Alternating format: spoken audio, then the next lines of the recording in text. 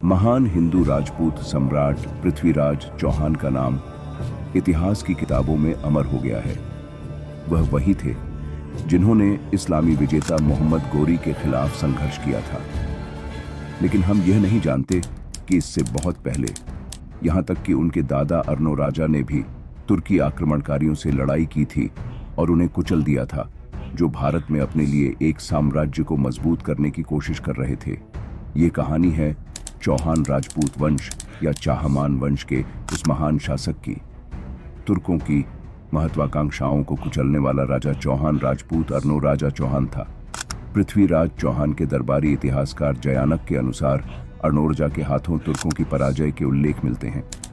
अर्नोराज सम्राट अजयराज के पुत्र थे और उनका विवाह चालुक्य राजकुमारी कंचन देवी से हुआ था, जो चालुक्य शासक जयसिम्हा की बेटी थी।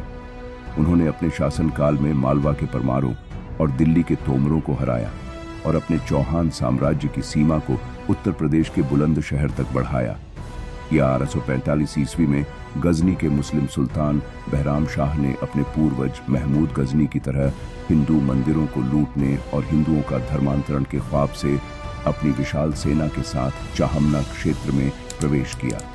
इसलिए मुसलमान सिंध के रेगिस्तान में पहुंच गए, जहां पानी की कमी के कारण तुर्कों को उनके घोड़ों और ऊंटों का खून पीना पड़ा। मुस्लिम सेना की मुलाकात अर्नोराजा की हिंदू सेना से अजमेर के बाहर बीहड़ रेगिस्तान में हुआ। भयंकर युद्ध आरंभ हुआ, जिसमें तुर्की सेना के ऊपर हिंदू सेना का भारी हमला हुआ। आकाश महादेव के चित्कारों से गूंज उठा और यह विश्व के सबसे बड़े तुर्की नरसंहारों में से एक था। अजमेर का शिलालेख हमें बताते हैं कि अर्नोराजा ने मुसलमानों के खून से अजमेर की भूमि को सजाया। भूमि को रक्त और मुर्दा लाशों से शुद्ध करने के लिए एक विशाल झील का निर्माण किया गया, जिसमें मृत तुर्कों को बहा दिया गया था। यहाँ तक कि मिन्हाज जैसे मुस्लिम इतिहासकारों ने जानबूझकर इस हार का उल्लेख नहीं दिया है। आर्यावर्त के इतिहास में यह क्षत्रियों की सबसे बड़ी जीत में से एक है। अर्नोराजा ने जीत के जश्न पर शिव का एक विशाल मंदिर बनवाया। हर हर महादेव।